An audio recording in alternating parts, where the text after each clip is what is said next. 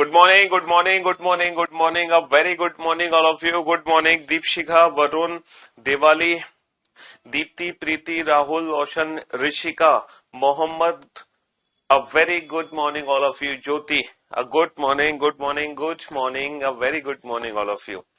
हाँ जी, तो सबसे पहले तो ये बताओ, क्या आप लोगों ने करियरविल ऑफलाइन बैचेस की अनाउंसमेंट सुनी कि नहीं सुनी? हाँ, राकेश सर की जो अभी अभी अनाउंसमेंट हुई थी थोड़ी देर पहले करियरविल ऑफलाइन बैचेस के बारे में, क्या आपने वो सुना?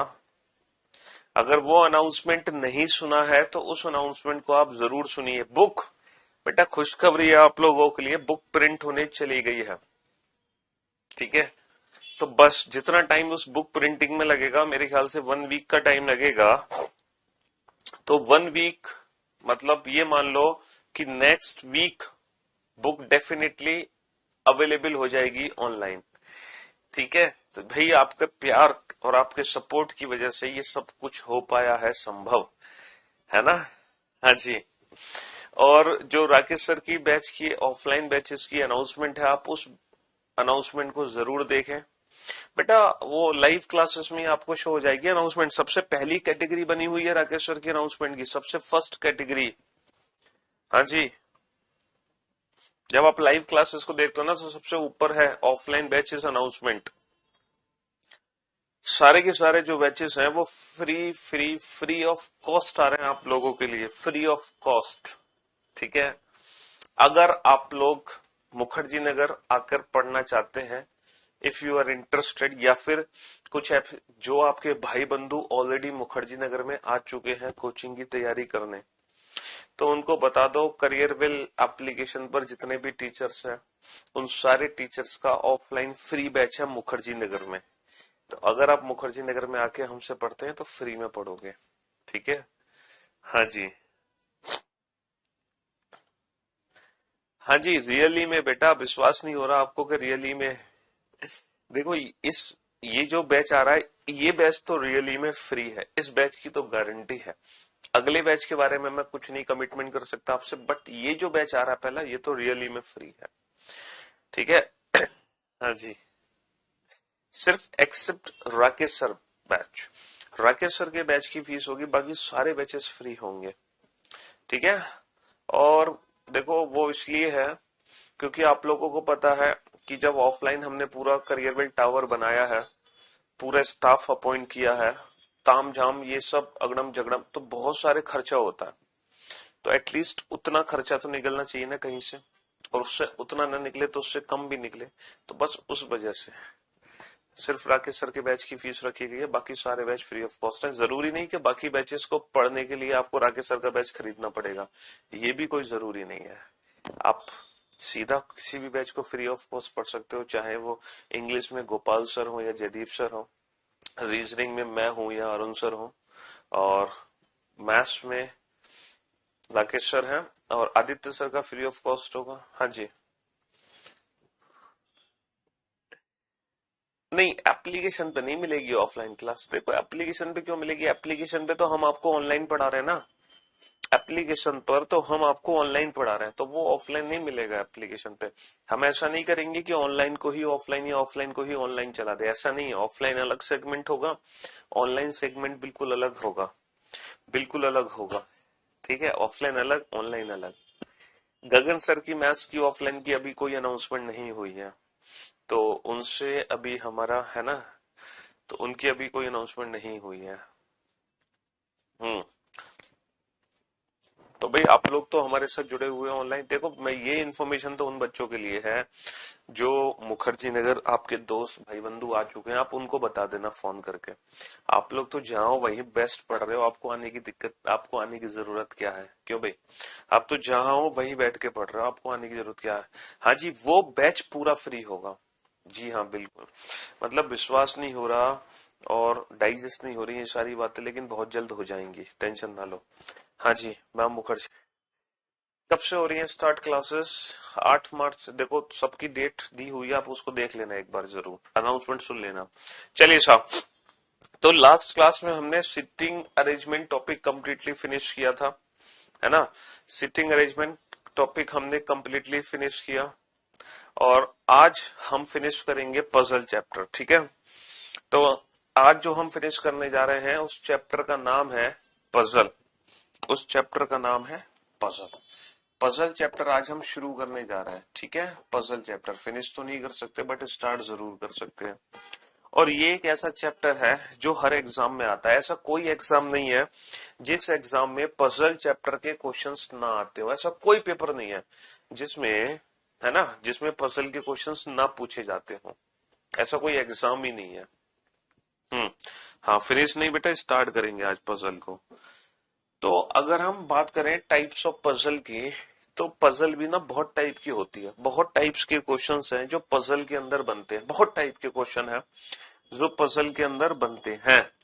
ठीक है, तो हम पजल के क्वेश्चन को बेसिकली सॉल्व कैसे करते हैं, कैसे हमें क्वेश्चंस बनाने हैं, कैसे हम क्वेश्चन सॉल्व करेंगे, अब जरा ध्यान से सुनना और समझने की कोशिश करना। हम कॉलम मेथड का यूज करते हैं पजल के क्वेश्चंस को सॉल्व करने के लिए। किस मेथड का यूज करते हैं? कॉलम मेथड का यूज करते हैं। तो सबसे पहली जो पजल है उसका नाम है बेटा लिंकिंग पजल। सबसे जो पहली पजल हम शुरू करने जा रहे हैं उस पजल का नाम है लिंकिंग पजल। जैसे कि नाम से आपको समझ आ रहा है, लिंकिंग का मतलब है वो पजल जिसमें एक साथ 2 या 3 इंफॉर्मेशन जुड़ी होती है, लिंक की गई होती है। एक साथ जिसमें 2 या 3 इंफॉर्मेशन को जोड़ा जाता है, लिंक किया जाता है।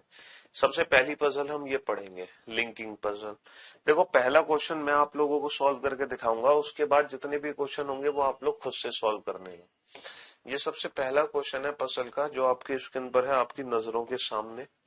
आप लोगों का काम है सिर्फ इस क्वेश्चन को पढ़ना, ना कि सॉल्व करना। ठीक है, आप लोगों को ये क्वेश्चन बिल्कुल भी सॉल्व नहीं करना है। आपका काम है सिर्फ और सिर्फ इस क्वेश्चन को देखना, सिर्फ और सिर्फ इस क्वेश्चन को देखना। इससे ज्यादा आपको कुछ नहीं करना। हिंदी वाले हिंदी में पढ़ ले, इंग्लिश वाले इंग्लिश में पढ़ ले, जल्दी से बस इस क्वेश्चन को पढ़ लो। सॉल्व करने की गलती से भी कोशिश मत करना। हाँ भैया, एयरफोर्स चाहे कोई भी पेपर हो, मैं कहता रहा हूँ पजल हर कॉम्पिटिटिव एग्जाम के सिलेबस के अंदर है। भले ही किसी एग्जाम में छोटी पजल पूछी जाती है, किसी में बड़ी पजल पूछी जाती है। फर्क सिर्फ इतना है कि किसी में छोटी पजल पूछी जाती है और किसी में बड़ी पजल पूछी जाती है।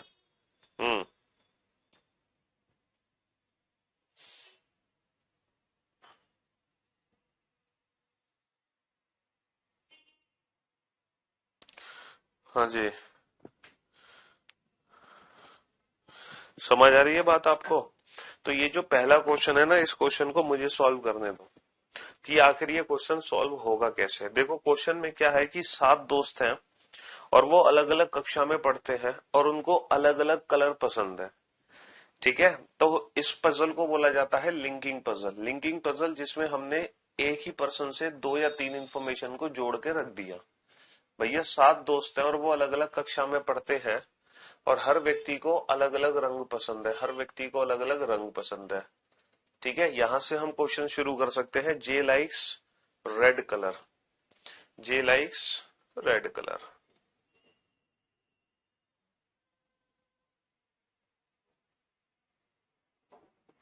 चलिए साहब, जे लाइक्स,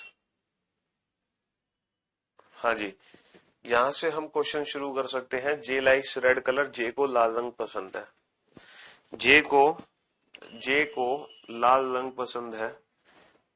जे लाइक्स रेड कलर। देखो, हमें पता है क्या करना है। हम लिंकिंग पजल वाले क्वेश्चन को ना कॉलम मेथड से सॉल्व करते हैं। अब कॉलम मेथड कब से बनाना, कॉलम मेथड हमें कैसे बनाना है, जरा ध्यान से सुनना और ध्यान से समझने की कोशिश करना। देखो, जो जितने भी पर्सन्स के नाम है ना, उनको कॉलम की फॉर्म में कन्वर्ट कर लो। MVK DTJR, ये व्यक्तियों के नाम है, इसको लिख लो कॉलम फॉर्मेट में। अगर मान लो क्वेश्चन में ना डेट होती ना, डेट या डेज, तो फिर हम पर्सन के नाम का कॉलम नहीं बनाते, हम डेट या डेज का कॉलम बनाते। तो पर्सन के नेम का कॉलम से भी ज्यादा प्रेफरेंस हम देते हैं डेट या डेज को। बट यहाँ पे डेट या डेज नहीं है तो हम पर्सन के नाम का कॉलम बनाएंगे। अब देखो, जब भी आप क्वेश्चन को पढ़ोगे ना, तो कुछ ऐसी इंफॉर्मेशन होंगी डायरेक्ट, कुछ ऐसी इंफॉर्मेशन होंगी जो इनडायरेक्ट होंगी। डायरेक्ट इंफॉर्मेशन भी 2 टाइप की होंगी, एक इंफॉर्मेशन जो इसके फेवर में, एक इंफॉर्मेशन जो फेवर में नहीं है। फॉर एग्जाम्पल, जैसे direct information, M likes red colour, direct information कैसे है? डायरेक्ट इंफॉर्मेशन इस टाइप की है, M likes yellow colour, M को येलो कलर पसंद है, M doesn't study in class third, M तीसरी कक्षा में नहीं पढ़ता, तो this is called direct information. ये डायरेक्ट इंफॉर्मेशन है कि भाई साहब एम को येलो कलर पसंद है और एम तीसरी कक्षा में नहीं पढ़ता। तो डायरेक्ट इंफॉर्मेशन दो टाइप की है, पहली इंफॉर्मेशन जो कंडीशन फेवर में है, दूसरी इंफॉर्मेशन जो कंडीशन फेवर में नहीं है। तो मेरे भाई मेरे दोस्त, हमें पता है डायरेक्ट इंफॉर्मेशन का यूज कैसे करना है। जो कंडीशन फेवर में है उसको तो हम लिखेंगे राइट हैंड साइड पर, जो कंडीशन फेवर में है उसको हम लिखेंगे राइट हैंड साइड पर, जो कंडीशन फेवर में नहीं है उसको हम लिखेंगे लेफ्ट हैंड साइड पर, जो कंडीशन फेवर में नहीं है उसको हम लिखेंगे लेफ्ट हैंड साइड पर। Got it? चलिए साहब, दूसरी इंफॉर्मेशन होती है इनडायरेक्ट। इनडायरेक्ट इंफॉर्मेशन ऐसे है कि जो भाई साहब दूसरी कक्षा में पढ़ता है उसको ब्लू कलर पसंद है, तो ये कहलाती है बेटा हिंट्स। ये क्या कहलाती है? ये हिंट्स कहलाती है। अब इस हिंट का यूज हमें कैसे करना है, इनको साइड में लिखते चले जाना बस। तो चलिए अब इसी मेथड का यूज करते हुए इस क्वेश्चन को सॉल्व करने की हम एक बार कोशिश करते हैं। तो सबसे पहला पॉइंट पढ़ो, ये बताओ कि वो इंफॉर्मेशन डायरेक्ट है या इनडायरेक्ट, डायरेक्ट में भी फेवर में है या नहीं है। तो पहला पॉइंट क्या है सर? पहला पॉइंट ये है, J likes red colour and studies in class fifth. देखो जे को रेड कलर पसंद है और 5वीं कक्षा में पढ़ता है, यानी कि ये कंडीशन फेवर में है। जो फेवर में है उसको राइट हैंड साइड पे लिखो। तो J likes red colour and studies in class fifth, तो बेटा ये राइट हैंड साइड में लिख लिया क्योंकि कंडीशन फेवर में है और डायरेक्ट इन्फॉर्मेशन है। दूसरी इंफॉर्मेशन है R likes violet colour and studies in class third. R को वॉयलेट कलर पसंद है और वो तीसरी कक्षा में पढ़ता है, ये भी डायरेक्ट इन्फॉर्मेशन है, वो भी कंडीशन फेवर में है। तो राइट हैंड साइड पे लिखो भैया, कलर के नीचे कलर लिखना, बस इतना ध्यान रखना। आर को वॉयलेट कलर पसंद है और वो तीसरी कक्षा में पढ़ता है। Very good job. अगला point, M studies in class 8th। बेटा एम 8वीं कक्षा में पढ़ता है, ये भी डायरेक्ट इन्फॉर्मेशन है, तो राइट हैंड साइड पे लिखो। लेकिन क्लास के ऊपर क्लास लिखना है तो कलर की जगह छोड़ दो। M studies in class 8th and he likes neither green nor yellow. बेटा ये भी डायरेक्ट इन्फॉर्मेशन है, लेकिन ये कंडीशन फेवर में नहीं है, ना तो इनको ग्रीन कलर पसंद ना येलो। तो जो कंडीशन फेवर में नहीं है उसको लेफ्ट हैंड साइड पे लिखो। जो कंडीशन फेवर में नहीं है उसको लेफ्ट हैंड साइड पे लिखो, जो कंडीशन फेवर में नहीं है। के लाइक्स व्हाइट कलर, के लाइक्स व्हाइट कलर।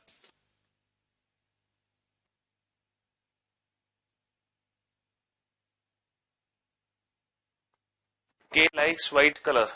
अरे बुक मैंने बता तो दिया बेटा, बुक आ रही है अगले हफ्ते, टेंशन क्यों ले रहे हो, next week.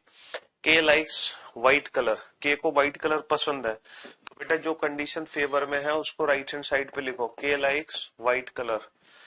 And he studies neither 7th nor 4th, लेकिन ये 7वीं और 4थी कक्षा में नहीं पढ़ता, तो जो नहीं पढ़ने वाली इंफॉर्मेशन है वो लेफ्ट हैंड साइड पे लिखो। D studies in class 6th, D 6ठी कक्षा में पढ़ता है, D studies in class 6th and likes black colour, और इसको ब्लैक कलर पसंद है, and likes black colour. T doesn't studies in class 4th, बेटा टी 4थी कक्षा में नहीं पढ़ता, तो चौथी को लेफ्ट हैंड साइड पे लिखो। V doesn't like green colour, V को ग्रीन कलर पसंद नहीं है, ग्रीन को लेफ्ट। तो मेरे भाई मेरे दोस्त मेरे लाल, ये एक ऐसा क्वेश्चन था जिसमें कोई भी इनडायरेक्ट पॉइंट था ही नहीं, एक भी हिंट नहीं थी। ये सबसे इजी पजल का क्वेश्चन है कि सारे के सारे जो पॉइंट थे वो डायरेक्ट ही थे। डायरेक्ट में दो पॉइंट होते हैं, एक जो फेवर में, एक जो फेवर में नहीं है। तो जो फेवर में है उनको तो लिख दिया राइट हैंड साइड पे, जो फेवर में नहीं है उनको लिख दिया लेफ्ट हैंड साइड पे, सिंपल। अब जरा बोर्ड पर ध्यान से देखना, अगर हम कलर को ध्यान से देखें तो 3 बचे हैं कलर को भरने के लिए, 1 2 3। तो लेफ्ट हैंड साइड पे एक ऐसा कलर होगा जो 2 लोगों को पसंद नहीं होगा। सर अगर हम ग्रीन कलर को ध्यान से देखें, अगर हम ग्रीन कलर को ध्यान से देखें तो ग्रीन कलर एम को भी पसंद नहीं है, ग्रीन कलर वी को भी पसंद नहीं है।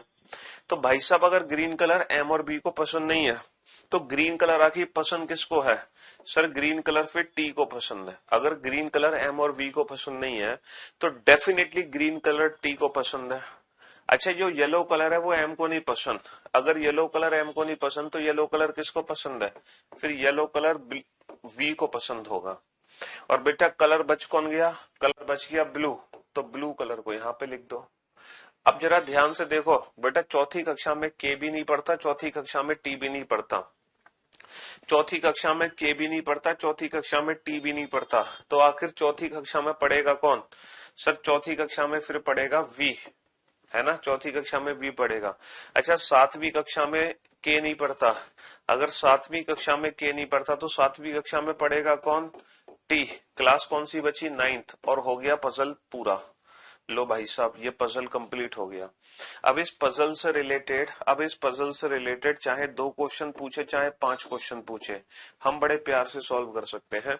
तो ये पजल को सॉल्व करने का सबसे इजीएस्ट मेथड होता है, इसको हम कॉलम मेथड बोल सकते हैं।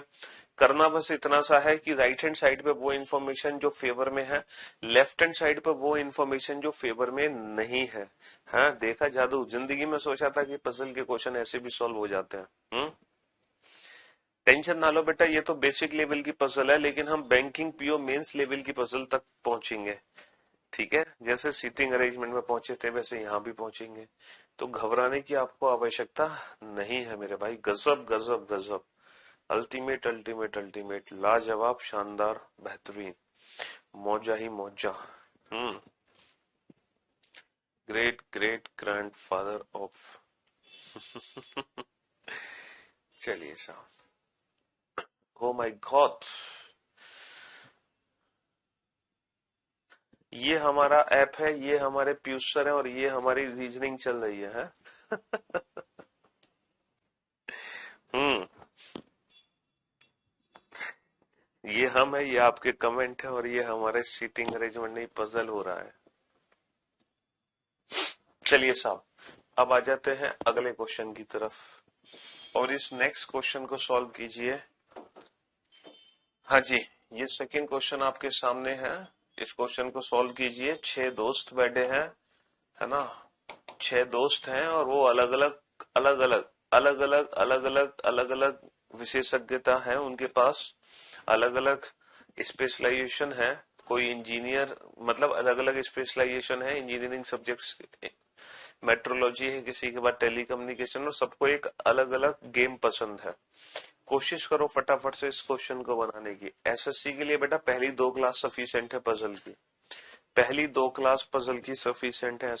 देखो एसएससी में एक तो लिंकिंग पजल, दूसरी ग्रुपिंग पजल, सॉरी ग्रुपिंग नहीं, कंपैरिजन पजल। एसएससी में जो पजल है ना, देखो हम पहले लिंकिंग पजल पढ़ेंगे, फिर ग्रुपिंग पजल पढ़ेंगे, फिर लिंकिंग प्लस ग्रुपिंग पढ़ेंगे, फिर कंपैरिजन पजल पढ़ेंगे, फिर फ्लोर पजल पढ़ेंगे, फिर बॉक्स पजल पढ़ेंगे। हमें टोटल 6 पजल पढ़नी है। उन 6 में से देखो मैं आपको बताता हूँ, पहली है देखो लिंकिंग पजल, जो अभी हम पढ़ रहे हैं। दूसरी है ग्रुपिंग पजल, ग्रुपिंग।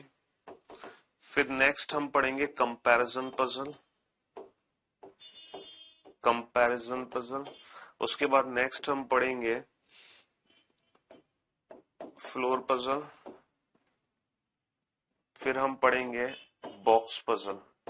अगर हम एसएससी की बात करें तो एसएससी में लिंकिंग और कंपैरिजन, बस ये 2 पजल आती हैं। मतलब एसएससी इन द सेंस, बाकी एग्जाम्स की बात करें तो ये जो फ्लोर और बॉक्स पजल है ना, ये अभी लेटेस्ट सिर्फ और सिर्फ बैंकिंग एग्जाम्स में आ रही है। किस एग्जाम में आ रही है? बैंकिंग एग्जाम्स में। और बाकी के एग्जाम्स में, अदर देन बैंकिंग एग्जाम्स में, ये पहली 3 पजल आती हैं। हालांकि बैंक में ये भी 3 पजल के क्वेश्चन आते हैं, ऐसा नहीं है नहीं आते हो, बट अभी लेटेस्ट जो बैंक में क्वेश्चन आ रहे हैं वो सिर्फ और सिर्फ फ्लोर और बॉक्स पजल के ही क्वेश्चन आ रहे हैं बैंक में। ठीक है, रेलवे हो, चाहे यूपीएससी हो, चाहे स्टेट लेवल का एग्जाम हो, कोई भी पेपर हो, उन एग्जाम्स में पहली 3 पजल के चांसेस ज्यादा होते हैं, और बैंक में लास्ट के 2 पजल के। ठीक है, हाँ जी। सर्किल बेटा पढ़ा तो दिया, सीटिंग अरेंजमेंट चैप्टर पढ़ा तो दिया हमने। हाँ, करो सॉल्व इस क्वेश्चन को।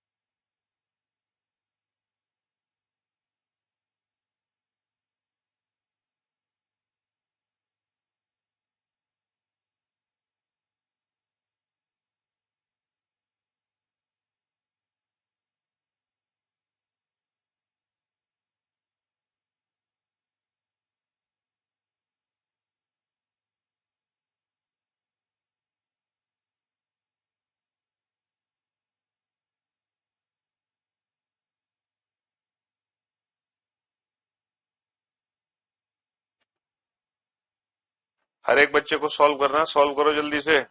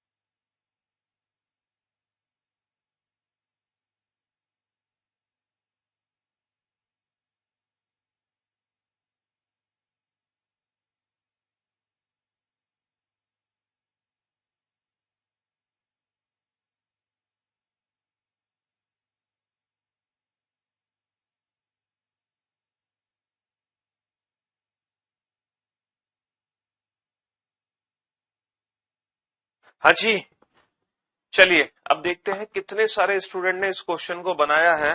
जो बच्चे ये सोचते थे कि सर जिंदगी में तो हम कभी पजल का क्वेश्चन बना नहीं पाएंगे, हाँ, कुछ बच्चे ऐसा सोचते थे कि वाकई में जिंदगी में तो पजल का क्वेश्चन कभी वो बना नहीं पाएंगे।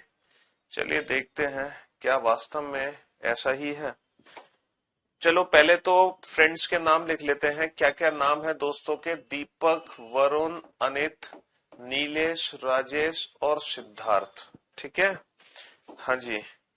तो पहला पॉइंट तो भाई साहब यहां से शुरू होता है, पहला पॉइंट तो यहां से शुरू होता है कि नीलेश हार्डवेयर में नहीं पढ़ता। Nilesh is not studying hardware, Nilesh is not studying hardware, Nilesh hardware में नहीं पढ़ता। तो बेटा जो नहीं पढ़ता है उसको लेफ्ट हैंड साइड पे लिखोगे, जो इंफॉर्मेशन हमारे फेवर में नहीं है उसको लेफ्ट हैंड साइड पे। Rajesh is studying software and likes hockey, देखो राजेश सॉफ्टवेयर में पढ़ता है और उसको हॉकी पसंद है, तो ये दोनों ही कंडीशन फेवर में है, तो राइट हैंड साइड पे लिखो राजेश सॉफ्टवेयर में पढ़ता है और इन भाई साहब को हॉकी पसंद है, तो ये इंफॉर्मेशन हमने राइट हैंड साइड पे लिख दी। अनित लाइक स्विमिंग, अनित को स्विमिंग पसंद है, ये भी इंफॉर्मेशन राइट हैंड साइड में। अब स्विमिंग बेटा हॉकी के ऊपर लिखोगे, ठीक है, बस इतना ध्यान रखना है, एक कैटेगरी का कॉलम सेम बनेगा।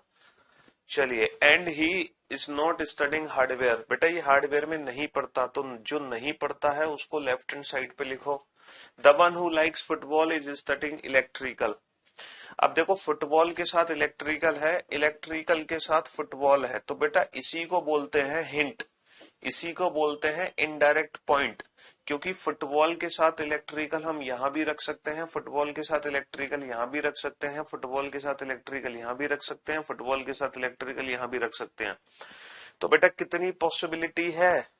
हाँ सिद्धार्थ, कितनी पॉसिबिलिटी है? 4। तो 4 पॉसिबिलिटीज हम एक साथ नहीं बनाते हैं, 4 पॉसिबिलिटीज हम एक साथ नहीं बनाते हैं, पढ़ लो बेटा। तो इस अगर 2 पॉसिबिलिटी होती तो हम बना लेते, इवन 3 भी बना लेते, लेकिन 4 पॉसिबिलिटी हम नहीं बनाते हैं। अरे मेरे भाई बुक बता तो दिया, प्रिंट होने जा चुकी है, अगले हफ्ते बुक आ जाएंगे आप लोगों के प्यार से, नेक्स्ट वीक, ठीक है, हाँ जी। मोस्ट प्रोबेबली चांस है कि अगले हफ्ते डेफिनेटली बुक अवेलेबल हो जाएगी बेटा अमेजोन पर। हाँ, 99.99% तो यही चांसेस है, ठीक है, हाँ जी।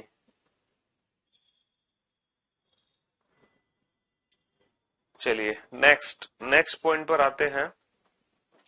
अगला point, Siddharth is studying mechanical and doesn't like tennis. भैया सिद्धार्थ को मैकेनिकल पसंद है, तो सिद्धार्थ को जो पसंद है वो राइट हैंड साइड में लिखो, सिद्धार्थ को मैकेनिकल पसंद है बट डजंट लाइक टेनिस। लेकिन ये भाई साहब टेनिस पसंद नहीं करते, तो जो नहीं करते वो लेफ्ट हैंड साइड पे। The one who like badminton is studying electronic communication. हाँ भाई साहब, जो बैडमिंटन को पसंद करते हैं, इलेक्ट्रॉनिक्स, ये गड़बड़ लेगा, इलेक्ट्रॉनिक कम्युनिकेशन होगा शायद, ये कोई और विचार है। जिसे टेनिस पसंद नहीं है, जिसे बैडमिंटन पसंद है, वो टेली कम्युनिकेशन पढ़ता है। अच्छा, टेली कम्युनिकेशन है ये, tele telecommunication, telecommunication. तो बैडमिंटन के साथ बेटा टेली कम्युनिकेशन आएगा, बैडमिंटन के साथ टेली कम्युनिकेशन आएगा, ये भी हिंट है, हमने लिख ली। Deepak and Varun do not like badminton. भाई साहब दीपक को भी बैडमिंटन नहीं पसंद, वरुण को भी बैडमिंटन नहीं पसंद, तो हमने लेफ्ट हैंड साइड पे लिख दिया। दीपक डजंट लाइक टेनिस, दीपक को टेनिस भी पसंद नहीं है। अब आप ये बताओ, यहां तक तो किसी को कोई दिक्कत नहीं है ना। अब चाहे आप 10 बार क्वेश्चन को पढ़ लो, चाहे आप 10 बार क्वेश्चन को पढ़ लो, लेकिन उससे कोई फायदा नहीं होने वाला, क्योंकि जो इन्फॉर्मेशन है वही रहेगी।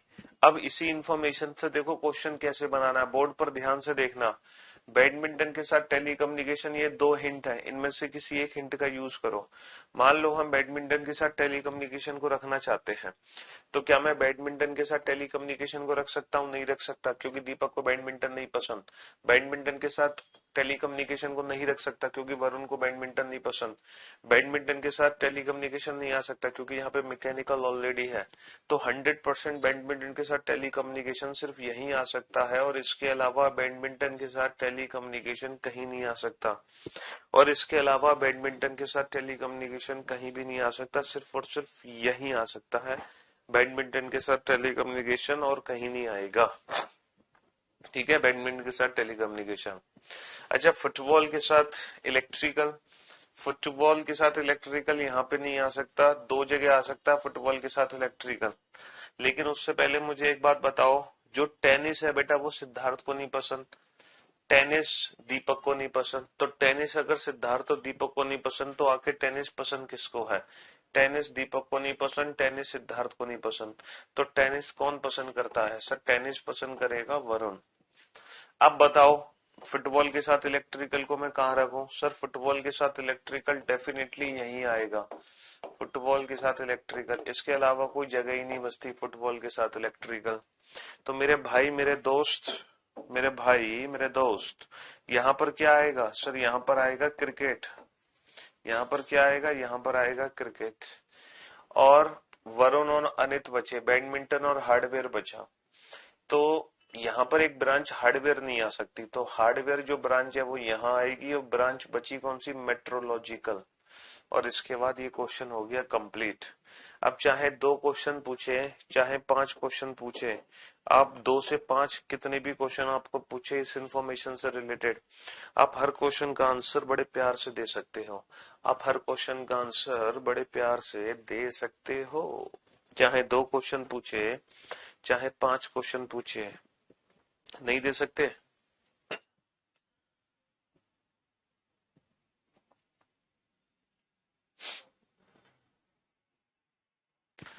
चलिए नेक्स्ट क्वेश्चन पे आइए, क्वेश्चन नंबर 3। अब देखो इस क्वेश्चन में पता है क्या है, इस क्वेश्चन में मैं आपको बता दूं, इस क्वेश्चन में जो आप कॉलम बनाओगे ना बेटा, पर्सन के नेम का मत बनाना।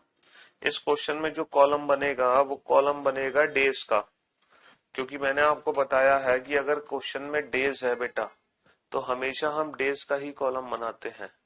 अगर क्वेश्चन में डेज है तो हम हमेशा डेज का ही कॉलम बनाते हैं, सोमवार से रविवार।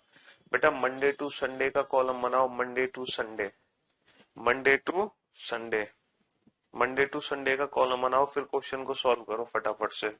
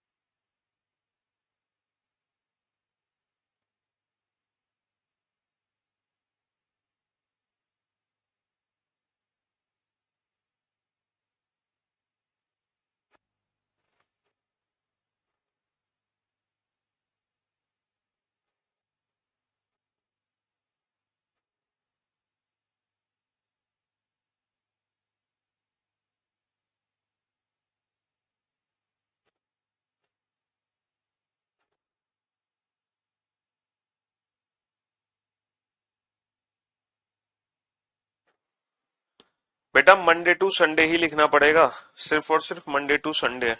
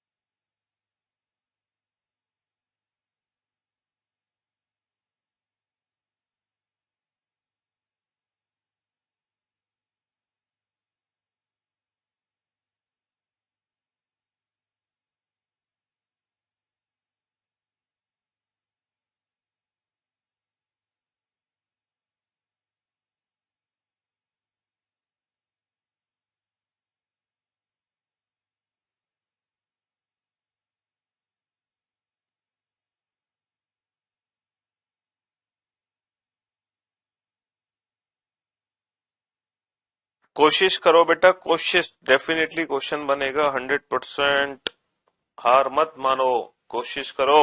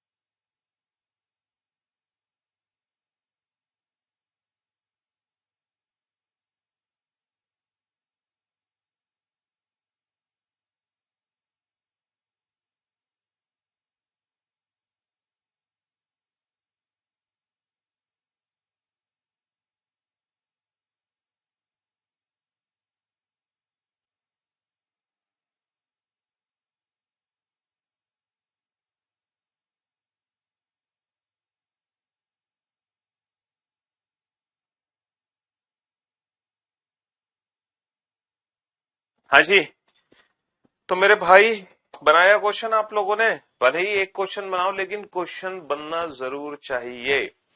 कंफ्यूजन हो रहा है, कहाँ कंफ्यूजन हो रहा है मेरे भाई? आ, आ, आ, कहाँ कंफ्यूजन हो रहा है?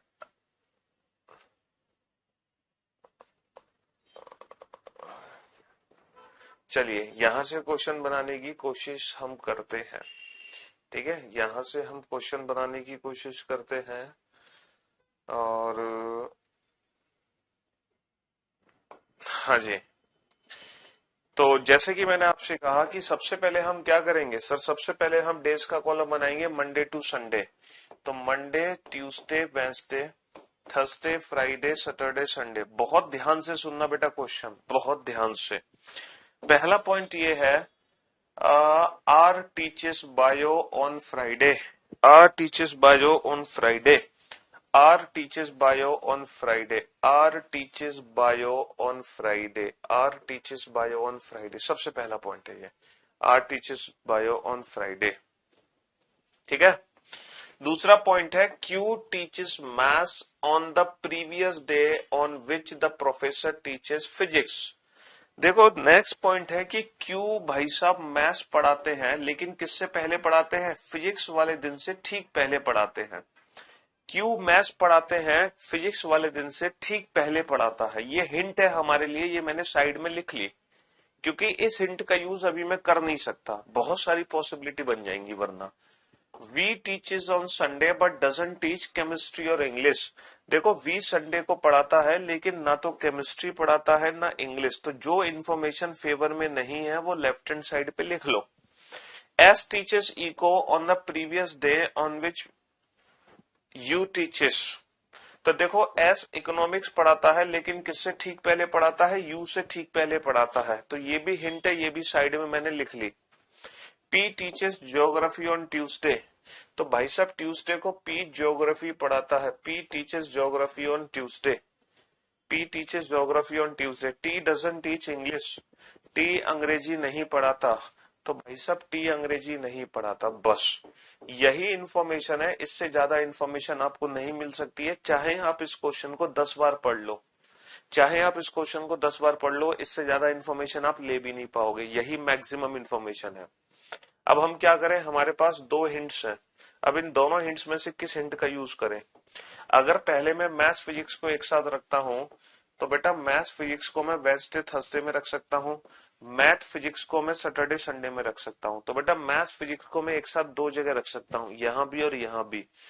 लेकिन अगर मैं एस और यू को एक साथ रखूं, तो मेरे भाई एस और यू को मैं एक साथ सिर्फ और सिर्फ कहां रख सकता हूं?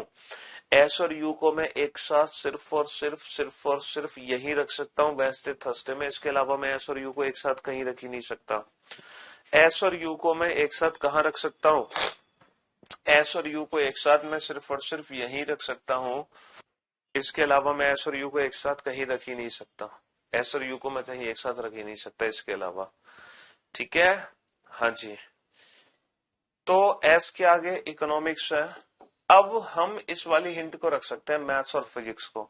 बताओ मैथ्स और फिजिक्स को मैं एक साथ सिर्फ और सिर्फ यही रख सकता हूं, इसके अलावा मैं मैथ्स और फिजिक्स को एक साथ रख ही नहीं सकता। मैथ्स और फिजिक्स को इसके साथ यही रख सकते हैं। और मैथ्स के सामने कौन है? क्यू। बस हो गया क्वेश्चन। ये बताओ पर्सन कौन बचा? सर पर्सन बचा T, and T doesn't teach English. T अंग्रेजी नहीं पढ़ाते, तो अंग्रेजी भाई साहब पढ़ाएंगे ये।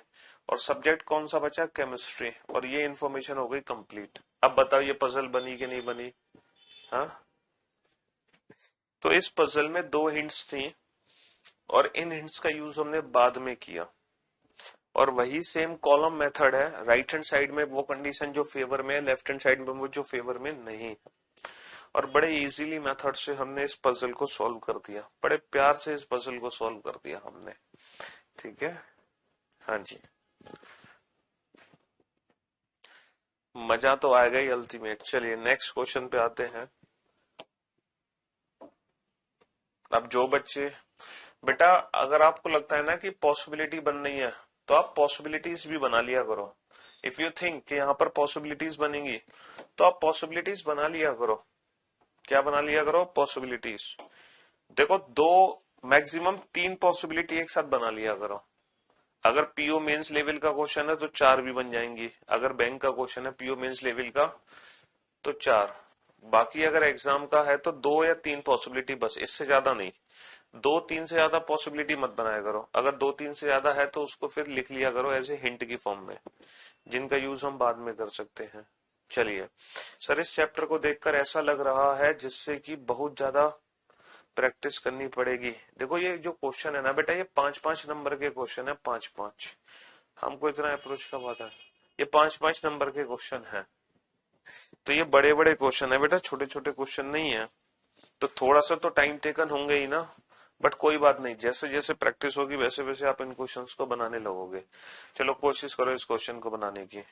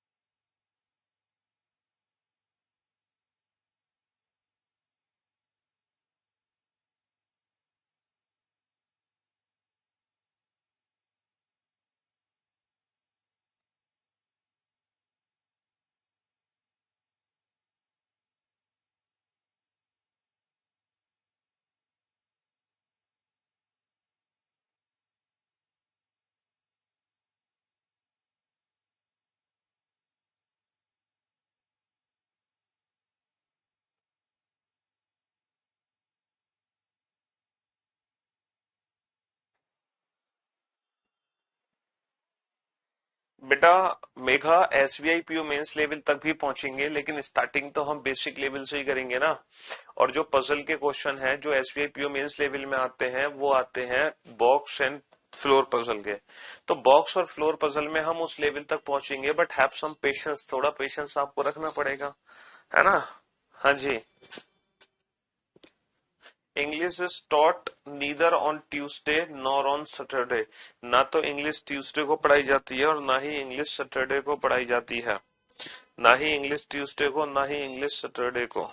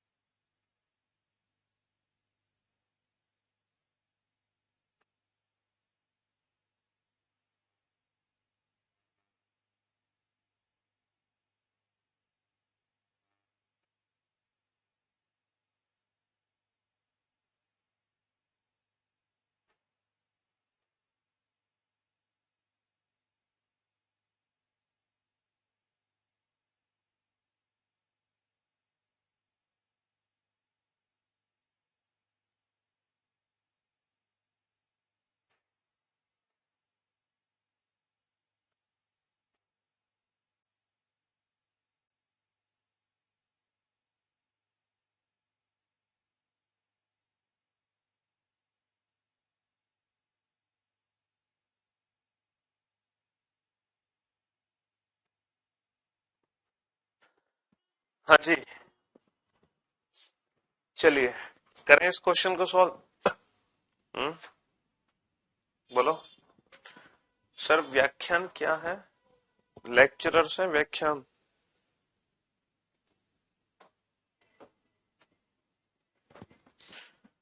हम्म, देखो, अब इस क्वेश्चन को हम सॉल्व करते हैं। ध्यान से सुनना मेरी बात।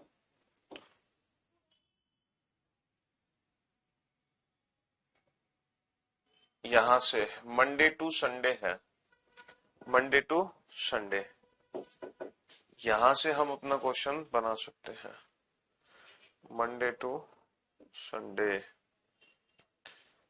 ओके,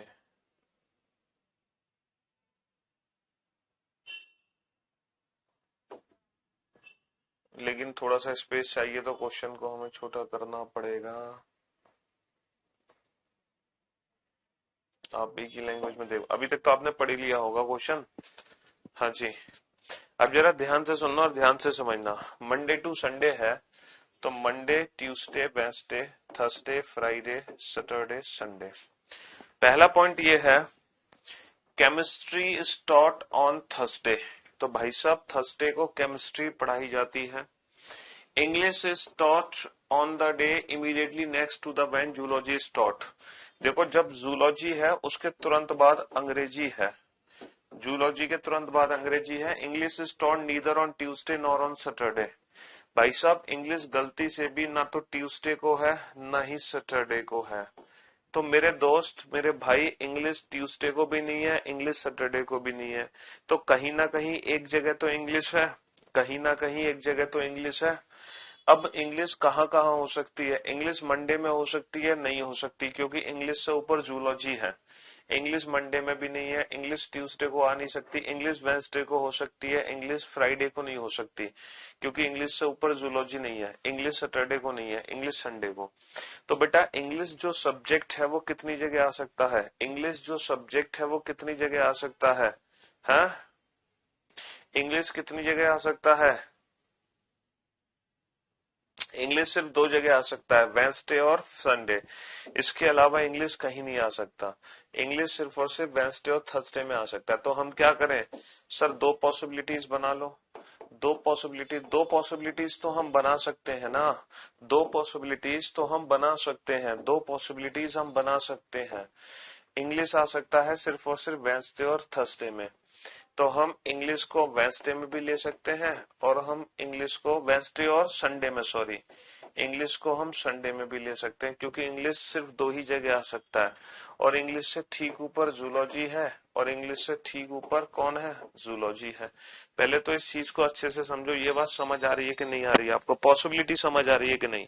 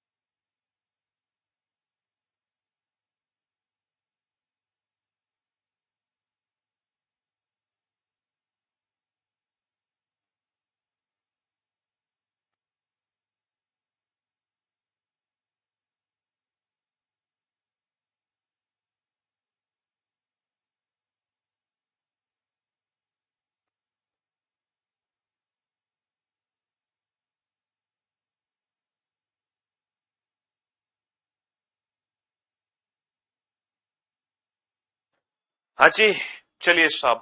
तो ये पॉइंट आप अच्छे से समझ गए होंगे, पॉसिबिलिटीज को कैसे डिस्क्राइब किया गया। Only one lecture is held between chemistry and botany. देखो, केमिस्ट्री और बॉटनी के बीच में एक है, अगर ये केमिस्ट्री है तो बॉटनी को ऊपर नहीं ला सकता मैं, तो डेफिनेटली बॉटनी को कहाँ लाऊंगा, नीचे। ये केमिस्ट्री है तो बॉटनी को नीचे नहीं ला सकता, तो डेफिनेटली बॉटनी को कहाँ लाऊंगा मैं, ऊपर। केमिस्ट्री और बॉटनी के बीच में एक लेक्चर है। 2 lectures are schedule between maths and zoology. अब देखो, मैथ्स और जूलॉजी के बीच में 2 लेक्चर है। जूलॉजी ये है तो मैथ्स को मैं ऊपर नहीं ले जा सकता, तो डेफिनेटली जो मैथ्स है वो फ्राइडे में है। मैथ्स और जूलॉजी के बीच में 2 लेक्चर है। अगर ये जूलॉजी है तो डेफिनेटली जो मैथ्स है वो बेटा वेंसडे में है। यहां तक दोनों ही पॉसिबिलिटी सही है, किसी की भी कोई गलती नहीं है, दोनों ही केसेस एकदम परफेक्ट हैं। Stat is taught neither on Monday nor on Sunday. देखो, स्टैट बेटा मंडे को भी नहीं है, अगर स्टैट संडे को भी नहीं है, इसका मतलब स्टैट फिर है कब, तो इट मींस ये पॉसिबिलिटी गलत है। अगर स्टैट मंडे को नहीं है तो डेफिनेटली जो स्टैट है वो फ्राइडे को है। और मंडे को कौन सा दिन बच गया, बच गया फिजिक्स। तो भाई साहब, ये थी लिंकिंग पजल। आज की क्लास में हमने 4 क्वेश्चन सॉल्व किए। अगर आपने 4 में से अगर एक भी क्वेश्चन सही किया है, एक भी, तो आप एकदम परफेक्ट हो, परफेक्ट। और अगर एक से ज्यादा क्वेश्चन आपने सॉल्व कर लिए थे तो आप एकदम सुपर्ब हो। हाँ, अगर चिंतन की बात यह है जब एक भी क्वेश्चन सॉल्व नहीं हुआ हो तो बेटा आपको थोड़ा सा इस लेक्चर को दोबारा देखना पड़ेगा, क्वेश्चंस की प्रैक्टिस फिर से करनी पड़ेगी, है ना। चलिए, तो हाँ, मैं कहता रहा हूं, अगर आपने एक भी क्वेश्चन सॉल्व किया है देन यू आर परफेक्ट। एक से ज्यादा क्वेश्चन सॉल्व कर लिए थे इन 4 में से तो देन यू आर सुपर्ब। और अगर, हाँ चलिए, तो thank you so much guys, मिलते हैं हम आप लोगों से हम कल। तब तक के लिए goodbye, take care yourself, bye bye and love you all, take care, thank you so much.